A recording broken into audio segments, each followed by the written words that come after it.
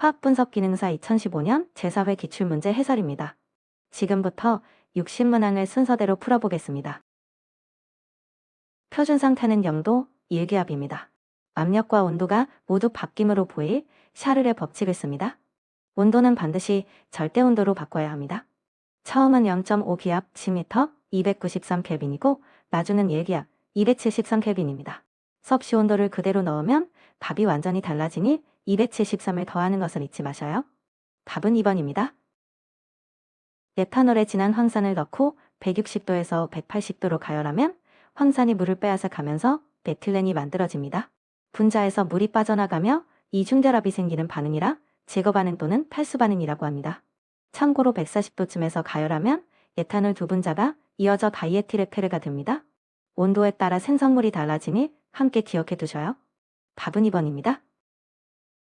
이온 결정은 양이온과 음이온으로 이루어져 있어 물처럼 극성이 큰 용매에는 오히려 아주 잘 녹습니다. 물 분자가 이온을 둘러싸 떼어내기 때문입니다. 녹지 않는 것이 많다고 서술한 1번이 틀렸습니다. 나머지는 모두 맞습니다. 전자를 잃으면 양이온, 얻으면 음이온이 되고 고체 상태에서는 이온이 제자리에 묶여 있어 전류가 흐르지 않으며 녹거나 물에 녹으면 비로소 전류가 흐릅니다. 답은 1번입니다. 분자의 극성은 결합의 극성과 분자 모양이 함께 결정합니다. 이산화탄소는 산소, 탄소, 산소가 일직선으로 놓여 있어 양쪽으로 당기는 힘이 크기는 같고 방향이 반대라 완전히 상쇄됩니다. 그래서 결합은 극성인데 분자 전체는 비극성입니다. 반면 물은 산소의 비공유 전자쌍 때문에 구분 모양이라 힘이 상쇄되지 않고 한쪽으로 쏠려 극성을 띱니다. 답은 2번입니다. 노말 농도는 용액 1리터에 든 그램 당량수입니다. 수산화 나트륨은 수산화 이온을 하나만 내놓는 일가라 물농도와 노말 농도가 같습니다. 만약 수산화 칼슘처럼 2가였다면 여기에 2를 곱해야 합니다. 가수를 먼저 확인하는 습관을 들이시면 좋습니다. 답은 3번입니다. 증발열은 몰 단위로 주어졌으니 물의 양도 몰로 바꿔야 합니다. 물의 밀도가 1이므로 500ml는 500g입니다. 여기에 1몰당 증발열을 곱합니다. 밀리리터를 그램으로 바꾸고 다시 몰로 바꾸는 두 단계만 거치면 되는 문제입니다. 답은 2번입니다. 원자 번호는 양성자 수와 같으므로 19입니다. 질량수는 원자에게 무게를 나타내는 값으로 양성자와 중성자를 더한 값입니다. 전자는 무게가 거의 없어 질량수에 넣지 않습니다. 원자 번호는 양성자, 질량수는 양성자 더하기 중성자로 갈라두시면 됩니다. 답은 4번입니다. 이온화 에너지는 같은 주기에서 오른쪽으로 갈수록 커지고 같은 쪽에서는 아래로 갈수록 작아집니다. 보기에 네 원소는 모두 3주기이고 원자 번호가 나트륨 12, 마그네슘 12, 알루미늄 13, 규소 14순입니다. 가장 왼쪽에 있는 나트륨이 전자를 가장 쉽게 내주므로 이온화 에너지가 가장 작습니다. 실제로 나트륨은 전자 하나만 잃으면 안정한 배치가 되어 매우 쉽게 이온이 됩니다. 답은 1번입니다. 벤젠 고리의 수소를 다른 인자나 원자단으로 바꾸는 것을 치환 반응이라 하고 무엇으로 바꾸느냐에 따라 이름이 달라집니다. 염소나 브로민 같은 할로겐으로 바꾸면 할로겐화입니다. 철을 촉매로 넣고 염소 기체를 넣으면 클로로벤젠과 염화수소가 생깁니다. 나이트로기로 바꾸면 나이트로와, 설폰산기로 바꾸면 설포나 마이킬기로 바꾸면 마이킬화입니다. 답은 3번입니다. 화학 반응에서는 원자가 새로 생기거나 없어지지 않고 짝만 바꿉니다. 그래서 반응 전 물질의 질량 총합과 반응 후 물질의 질량 총합이 항상 같습니다. 이것이 질량 보존의 법칙입니다. 일정성 분비의 법칙은 한 화물을 이루는 원소의 질량비가 일정하다는 법칙이고 배수비례의 법칙은 같은 원소끼리 여러 화합물을 만들 때 질량비가 간단한 정수비가 된다는 법칙입니다. 답은 3번입니다. 카복시기는 탄소에 산소가 이중결합으로 붙고 하이드록시기도 함께 붙은 작용기로 유기산의 특징입니다. 아세트산이 대표적입니다. 1번은 산소를 사이에 둔 에테르기, 2번은 알코올의 하이드록시기, 3번은 알데하이드기입니다. 작용기 문제는 이름과 구조를 짝지어 외워두는 것이 가장 빠릅니다. 답은 4번입니다. 파라핀의 탄화수소는 탄소 사이가 모두 단일결합인 알케인으로 일반식이 탄소 N개의 수소 2, N 더하기 2개입니다. 메테인은 탄소 1개의 수소 4개이므로 이 식에 정확히 들어맞습니다. 나머지는 모두 수소가 탄소의 2배뿐이라 일반식이 2, N인 알켄, 곧 올레핀계입니다. 수소가 탄소의 2배보다 둘 많으면 파라핀계라고 보시면 됩니다. 답은 4번입니다. 1번 아세트산은 카복식이, 2번 에탄올은 하이드록식이, 3번은 알데하이드기를 가지고 있어 모두 산소가 붙은 작용기를 뚜렷이 갖춘 화합물입니다. 반면 4번은 수소가 홀수로 붙어 있어 이런 작용기를 이룰 수 없는 조성입니다. 앞에 셋이 작용기로 성질이 설명되는 데 반해 4번만 그렇지 못하므로 성격이 다릅니다. 답은 4번입니다. 순물질은 한 가지 물질로만 이루어진 것이고 혼합물은 두 가지 이상이 섞여 있으면서 각자의 성질을 그대로 지닌 것입니다. 염화수소와 암모니아, 이산화탄소는 모두 정해진 원소가 정해진 비율로 결합한 화합물이라 순물질입니다. 반면 공기는 질소와 산소, 아르곤 등이 그저 섞여 있을 뿐이고 비율도 장소에 따라 달라짐으로 혼합물입니다. 답은 3번입니다. 압력이 일정할 때 부피는 절대 온도에 비례한다는 샤를의 법칙을 씁니다. 온도를 켈빈으로 바꾸는 것이 먼저입니다. 처음은 4리터, 300켈빈이고 나중 부피는 2리터입니다. 켈빈에서 273을 빼면 섭씨 영하 123도가 됩니다. 답은 2번입니다. 퍼센트는 100분율이고 ppm은 100만 분율이므로 둘 사이는 만배 차이입니다. 퍼센트의 만을 곱하면 ppm, ppm을 만으로 나누면 퍼센트라고 외워두시면 이런 환산은 암선으로 됩니다. 답은 2번입니다. 방사선 단위는 무엇을 재느냐에 따라 다릅니다. 예문 사람이 받은 영향, 곧 생물학적 피해를 나타내는 단위로 라듐 1g에서 2m 떨어진 곳에서 1시간 동안 받는 양을 기준으로 정했습니다. 렌트겐은 공기를 이온화시키는 능력, 큐리와 베크렐은 방사성 물질이 붕괴하는 횟수를 나타냅니다. 사람이 받는 영향을 내밀하고 기억해 주셔요. 답은 3번입니다. 배위결합은 공유할 전자쌍을 한쪽 원자가 혼자 내놓는 결합입니다. 암모니아의 질소에는 비공유 전자쌍이 하나 있는데 여기에 수소이온이 달라붙습니다. 수소이온은 전자가 아예 없으므로 질소가 전자쌍을 통째로 내주는 셈이고 이렇게 만들어진 것이 암모늄 이온입니다. 벤젠과 에틸알코올은 보통의 공유결합이고 염소이온은 결합이 아니라 이온 하나입니다. 답은 4번입니다. 증기압은 액체가 증발하려는 힘의 크기입니다.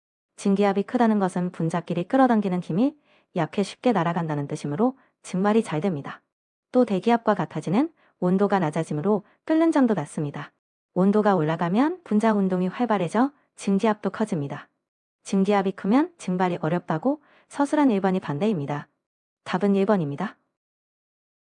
볼타전지는 아연판과 구리판을 묽은 황산에 담근 전지입니다. 이온화 경향이 큰 아연이 전자를 내놓고 녹아 들어가므로 아연판이 음극이고 여기서 산화가 일어납니다. 내놓은 전자는 도선을 타고 구리판으로 흘러가 수소 이온과 만나 수소 기체를 만드는데 이것이 환원입니다. 음극은 산화, 양극은 환원이라고 짝지어 두시면 됩니다. 답은 2번입니다. 이온화 경향은 금속이 전자를 잃고 양이온이 되려는 성질입니다. 아연은 구리보다 이온화 경향이 크므로 황산구리 용액에 아연을 넣으면 아연이 전자를 내주고 녹아 들어갑니다. 그 전자를 받은 구리 이온은 금속구리가 되어 아연판 표면에 붉게 달라붙습니다. 이온화 경향 순서는 칼륨, 칼슘, 나트륨, 마그네슘, 알루미늄, 마연, 찰, 니켈, 주석막, 수소, 구리, 수은, 은, 백금, 금 순으로 외워두시면 두고두고 쓰입니다. 답은 1번입니다. 원자가 전자는 가장 바깥 껍질에 있어 반응에 참여하는 전자입니다. 질소는 5개, 수소는 각각 1개씩이므로 중성 상태라며 5에 4를 더해 9개입니다. 그런데 암모늄 이온은 전자 하나를 잃어 플러스 전하를 띠고 있으므로 하나를 빼야 합니다. 이온의 전하를 반영하는 것을 잊지 마셔요. 답은 2번입니다. 1패러데이는 전자 1몰이 가진 전기량으로 약 96,500쿨롱입니다. 전기분해에서 전자 1몰이 흐르며 어떤 물질이든 1g 당량만큼 생성되거나 소출됩니다. 그래서 1패러데이를 1g 당량의 물질을 만드는데 필요한 전기량이라고 정의합니다. 3번은 전자 96,500개라고 했는데 개수가 아니라 몰이어야 하므로 틀렸습니다. 답은 4번입니다. 반응 속도는 온도를 높이면 분자 운동이 활발해져 빨라지고 농도를 높이면 충돌 횟수가 늘어 빨라지며 촉매를 넣으면 활성화 에너지가 낮아져 빨라집니다. 표면적과 압력도 영향을 줍니다. 반면 반응식은 반응이 어떻게 일어나는지를 종이에 적어 놓은 것일 뿐입니다. 식을 다르게 쓴다고 실제 속도가 달라지지는 않습니다. 답은 2번입니다. 콜로이드는 지름이 1에서 100나노미터쯤 되는 큰 입자가 골고루 퍼져 있는 상태입니다. 입자가 커서 빛을 산화시키고 반투막을 통과하지 못합니다. 녹말과 점토, 수산화 알루미늄은 모두 입자가 커서 콜로이드를 이룹니다. 반면 설탕은 분자 하나하나가 물에 완전히 녹아 흩어지므로 입자가 훨씬 작습니다. 콜로이드가 아니라 진용액입니다. 답은 3번입니다. 다이메틸글류옥심은 니켈 이온을 확인하는 전용 시약입니다. 암모니아성 용액에서 니켈 이온과 만나면 선명한 붉은색 침전을 만듭니다. 다른 금속에서는 이런 색이 나오지 않아 니켈만 골라내는데 매우 유용합니다. 확인 시약과 색을 작지어 보시면 좋습니다. 니켈은 다이메틸글육심의 붉은색, 철은 티오사이안산의 붉은색, 납은 크로미움산의 노란색입니다. 답은 1번입니다. 황화물 침전의 색은 점성 분석에서 자주 묻습니다. 황화납, 황화구리, 황화수은은 모두 검은색입니다. 반면 황화카드뮴은 노란색이라 눈에 띄게 다릅니다. 검은색이 아닌 황화물로는 황화카드뮴이 노란색, 황화아연이 흰색, 황화망가니즈가 살구색, 황화안티모니가 주황색이라는 것을 함께 정리해 두셔요. 답은 4번입니다. 양이온을 족별로 갈라내려면 방해가 되는 물질을 미리 없애야 합니다. 유기물은 금속과 결합해 창물을 만들어 침전을 막고, 옥사이산 이온과 규산 이온은 여러 금속과 앙금을 만들어 족 구분을 흐트러뜨립니다. 그래서 모두 제거 대상입니다. 반면 암모늄 이온은 오히려 분족 과정에서 완충 작용을 하도록 일부러 넣는 성분이라 방해 물질이 아닙니다. 답은 4번입니다. 지시약은 적정의 담량점 산성도가 변색 범위 안에 들어오는 것을 골라야 합니다. 약산을 강염기로 적정하면 생긴 염이 가수분해되어 담량점이 약알칼리성이 됩니다. 페놀프탈레인은 8.3에서 10.0 사이에서 오색이 분홍색으로 반암으로 여기에 딱 맞습니다. 메틸오렌지와 메틸엘로는 산성 쪽에서 변색해 강산과 약염기에 적정했습니다. 답은 2번입니다. 몰롱도는 용액 1리터에 녹아있는 용질의 몰수입니다. 분자는 몰수, 분모는 용액에 부피여야 합니다. 2번처럼 분모가 윤매의 질량이면 몰랄농도이고 4번처럼 분자가 당량이면 노말농도입니다. 3번은 질량 대 질량이라 어느 농도도 아닙니다. 분모가 용액인지 윤매인지 분자가 몰인지 담량인지만 보시면 됩니다. 답은 2번입니다. EDTA는 금속 이온과 언제나 1대1로 결합합니다. 금속의 전하가 몇이든 상관없다는 것이 EDTA 적점의 큰 장점입니다. 그러니 양쪽의 몰수가 같아지는 지점을 찾으면 됩니다. 칼슘이 2가라고 해서 2를 곱하면 틀립니다. 1대의 결합이라는 점을 꼭 기억해 주셔요. 답은 1번입니다. 이 반응은 오른쪽에 22kcal가 붙어있는 발열 반응입니다. 평연은 변화를 덜어내는 쪽으로 이동합니다. 생성물인 암모니아를 계속 덜어내면 그 빈자리를 채우려고 정반응이 진행됩니다. 온도를 높이면 열을 흡수하는 역반응 쪽으로 가고, 질소나 수소를 줄이면 반응물이 모자라 역시 역반응 쪽으로 갑니다. 답은 4번입니다. 모두 산성도로 바꿔 견주면 한눈에 보입니다. 산성도가 작을수록 산성이 강합니다. 1번은 그대로 5이고 2번은 수소이온 농도의 지수가 8이므로 산성도 8입니다. 3번은 수산화도가 4이니 14에서 빼면 10이고 4번은 수산화도가 7이니 산성도도 7로 중성입니다. 가장 작은 값은 5이므로 1번이 가장 강한 산성입니다. 답은 2번입니다. 전리도는 녹아있는 전체 가운데 실제로 이온으로 나뉜 비율입니다. 비율이므로 0과 1 사이의 값이 되고 1에 가까울수록 강한 전해질입니다. 염산이나 수산화나트륨은 거의 1이고 아세트산은 아주 작습니다. 분자의 전리된 양, 분모의 전체 양이 온다는 것만 기억하시면 됩니다. 답은 4번입니다. 제2족 양이온은 산성에서 황합물로 함께 가라앉는데 그 안에서도 구리족과 주석족으로 다시 나뉩니다. 두 무리를 가르는 것은 황화아모늄이나 다방화물에 녹느냐입니다. 주석족은 녹아 나오고 구리족은 남습니다. 다만 제2족 전체를 침전시켜 다음 단계로 넘기는 분족 시약 자체는 황화수소입니다. 산성 조건에서 황화수소를 통해 제2족을 가라앉히는 것이 정성 분석의 기본 절차입니다. 답은 2번입니다. 데시케이터는 밀폐된 유리 용기 안에 실리카겔이나 염화칼슘 같은 흡습제를 넣어둔 장치입니다. 습기를 빨아들여 안쪽을 건조하게 유지하므로 건조시킨 시약이나 독간이를 식히면서 습기를 다시 먹지 않게 보관할 때 씁니다. 피펫과 메스 실린더는 부피를 재는 기구, 플라스크는 용액을 담고 만드는 기구라 건조하는 관계가 없습니다. 답은 1번입니다. 용해도 35는 물 100g에 35g이 녹는다는 뜻입니다. 물의 밀도가 1이므로 50ml는 50g이고 그 절반만 녹습니다. 녹여 넣은 것이 20g이므로 25도로 식히면 녹을 수 있는 한계를 넘은 만큼이 다시 나옵니다. 물의 양이 100g이 아니라는 점만 놓치지 않으면 됩니다. 답은 3번입니다. 불꽃반의 색은 원소마다 정해져 있습니다. 나트륨은 노란색으로 가로등의 주황빛이 바로 이 색입니다. 칼륨은 보라색, 칼슘은 주황색, 비소는 푸른색입니다. 함께 외워두시면 좋은 것이 리튬은 빨간색, 바륨은 황록색, 구리는 청록색, 스트론튬은 진홍색입니다. 답은 4번입니다. 적정이 끝난 담양점에서 무엇이 남아있는지를 보면 됩니다. 약염기를 강산으로 적정하면 약염기에 짝산이 생깁니다. 이 짝산은 물에서 가수분해되어 수소이온을 내놓으므로 용액이 산성이 됩니다.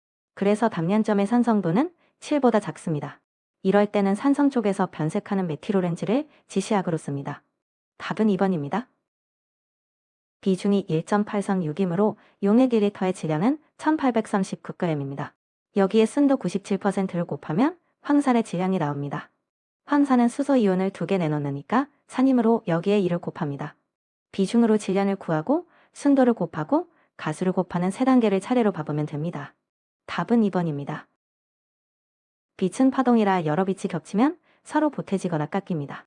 마루와 마루가 만나면 밝아지고 마루와 골이 만나면 어두워집니다. 이 현상을 빛의 간섭이라고 합니다. 같은 그림을 여러 장 겹칠수록 진해 보이는 것도 물감을 섞으면 본래색과 달라지는 것도 이 원리로 설명됩니다. 회절은 빛이 장애물 뒤로 돌아 들어가는 현상이고 이중선은 빛이 파동이면서 자라는 성질입니다. 답은 2번입니다. 포와 칼륨의 전극은 산성도 측정에서 기준 전극으로 쓰이며 어떤 용액의 단가도 전이가 변하지 않아야 합니다. 안에는 수은과 염화수은 그리고 포와 염화칼륨 용액이 들어있습니다. 염화칼륨이 포화 상태라 염화이온 농도가 늘 일정하고 덕분에 전이도 일정하게 유지됩니다. 칼로멜이라는 이름 자체가 염화수은을 가리킨다는 점도 함께 기억해 두셔요. 답은 4번입니다. 유리기구는 바이크로뮴산 칼륨과 황산의 혼합액으로 씻어 유기물들을 없애고 눈금이 있는 것은 가열하면 눈금이 어긋남으로 불에 대지 않습니다. 잘 씻긴 유리는 물이 고르게 퍼져 방울이 맺히지 않습니다. 그런데 유리와 금속 기구를 같은 곳에 두면 단단한 금속에 부딪혀 유리가 깨지기 쉽습니다. 반드시 따로 보관해야 합니다. 답은 2번입니다. 기체 크로마토그래피의 고정상은 시료를 붙잡았다 놓아주는 역할을 합니다. 점성이 높으면 시료가 안으로 스며들고 빠져나오는데 오래 걸려 봉우리가 넓게 퍼지고 분석 시간도 길어집니다. 그래서 점성은 낮아야 합니다. 반면 성분이 일정해야 재현성이 있고 화학적으로 안정해야 시료와 반응하지 않으며 증기압이 낮아야 고온에서 날아가지 않습니다. 답은 1번입니다. ppm은 100만 분율인데 물처럼 밀도가 1인 용액에서는 리터당 밀리그램과 같습니다. 1리터를 만들려면 20mg이 필요하고 2를 g으로 바꾸면 됩니다. ppm을 리터당 밀리그램으로 바꿔 있는 습관을 들이시면 이런 문제는 바로 풀립니다. 답은 3번입니다. 가스크로마토그래프는 운반기체를 공급하는 부분, 시료를 넣고 기화시키는 주입부, 성분을 갈라내는 칼럼, 그리고 검출기로 이루어집니다. 반면 흡광부는 빛이 시료를 지나며 흡수되는 곳으로 분광광도계의 부분입니다. 가스크로마토그래피는 빛을 쓰지 않고 기체의 이동속도 차이로 분리하므로 광학 부품이 들어가지 않습니다. 답은 3번입니다.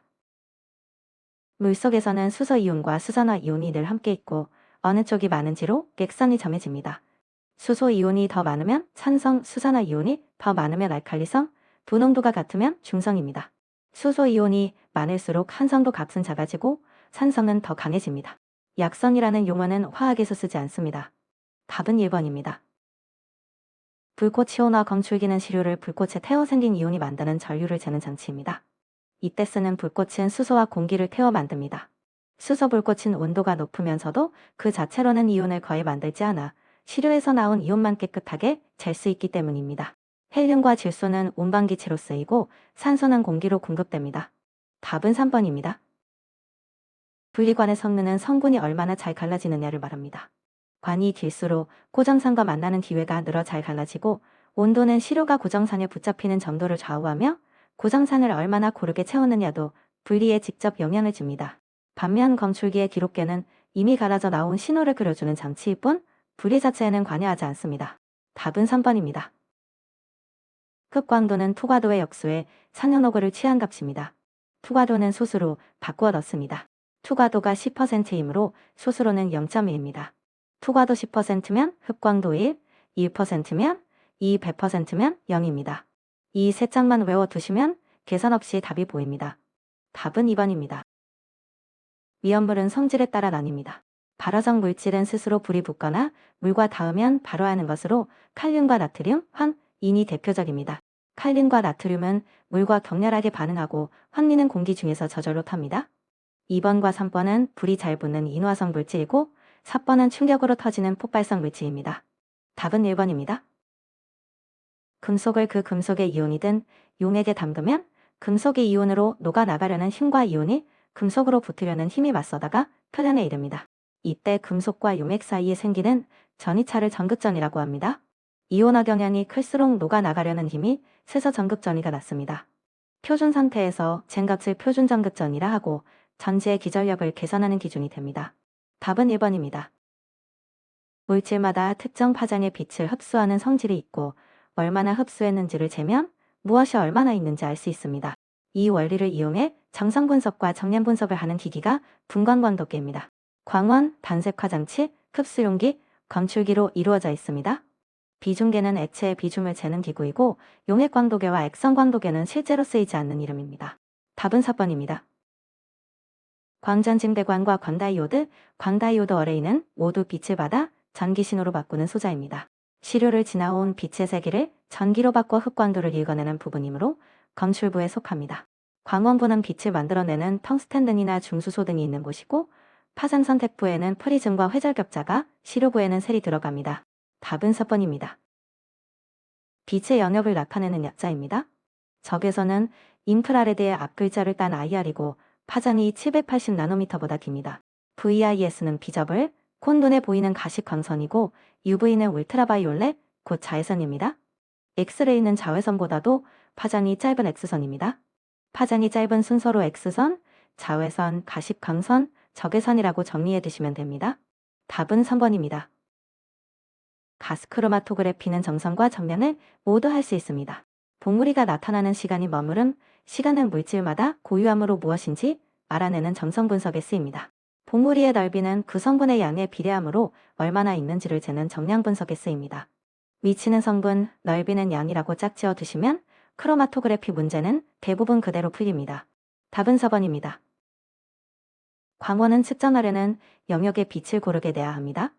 가시광선 영역에는 텅스텐 등을 씁니다.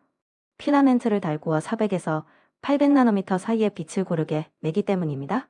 자외선 영역에는 수소 방전등이나 중수소 방전등을 쓰고 나트륨 등은 노란색 한 가지 파장만 내므로 분광광도계의 광원으로는 쓰지 않습니다. 답은 3번입니다. 운반기체는 시료를 나르기만 하고 시료나 고정상과 반응해서는 안 됩니다. 헬륨과 아르곤은 비활성 기체라 어떤 것과도 반응하지 않아 가장 널리 쓰입니다. 질소와 수소도 안정해서 함께 쓰입니다. 반면 산소는 방한선화제라 시료를 태워버리고 이산화탄소와 일산화탄소는 검출기에 신호로 잡혀 분석을 방해합니다. 답은 3번입니다. 액체 고체 크로마토그래피는 이동상이 액체이고 정지상이 고체인 방법입니다. 고체 표면에 성분이 달라붙었다 떨어지기를 반복하는데 잘 붙는 성분은 누이게 가고 잘 붙지 않는 성분은 빠르게 지나가면서 갈라집니다. 곧 흡착의 세기 차이가 분리 원리입니다. 정지상의 액체면 분배, 이온 교환 수지면 이온 교환, 구멍 크기로 걸으면 배제 크로마토그래피가 됩니다. 답은 1번입니다. 람베르트 비어 법칙은 빛이 용액을 지날 때 얼마나 흡수되는지를 나타냅니다. 여기서 B는 애층의 두께, C는 농도입니다. 식에서 보드 특광도는 두께와 농도 모두에 비례합니다.